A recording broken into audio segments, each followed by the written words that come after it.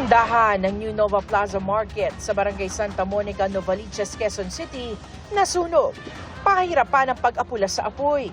Laman po nito ay puro plastic cup, paper cup, wood, tsaka mga mantika. Yun po yung naging challenge natin.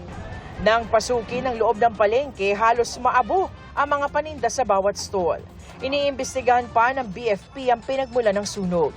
Inaalam din ang kabuuang halaga ng pinsala.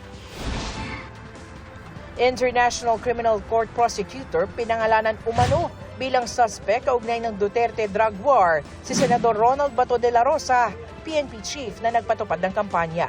Base yan sa dokumentong nakuha ni dating Senador Antonio Trillanes IV sa opisina ng ICC prosecutor. Suspect din umano sina dating PNP chief Oscar Albayalde, dating PNP CIDG directors Romeo Caramat Jr. at Eleazar Mata, at NAPOLCOM Commissioner Edelberto Leonardo. Sabi sa dokumento, may sapat na basehan para paniwalaang nakagawa sila ng mga krimen na nasa jurisdiksyon ng Office of the ICC Prosecutor para usigin.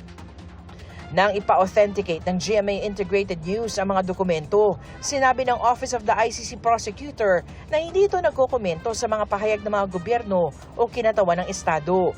Hindi rin daw nila mabeberipika o mapapatotohanan ng mga dokumentong ibinahagi ng outside sources.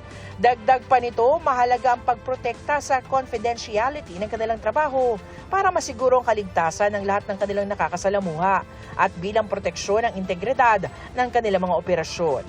Sabi naman ni De La Rosa, 2016 pang nababanggit ang kanyang pangalan na paulit-ulit at tila sirang plaka. Patuloy na kinukuha ng GMA Integrated News ang panig ni Generals Albayalde, Caramat, Mata at Commissioner Leonardo. Para sa GMA Integrated News, Sanima Refran, ang inyong saksi. Mga kapuso, sama-sama tayong maging saksi. Mag-subscribe sa GMA Integrated News sa YouTube at para sa mga kapuso abroad, samahan niyo kami sa GMA Pinoy TV at sa www.gmanews.tv.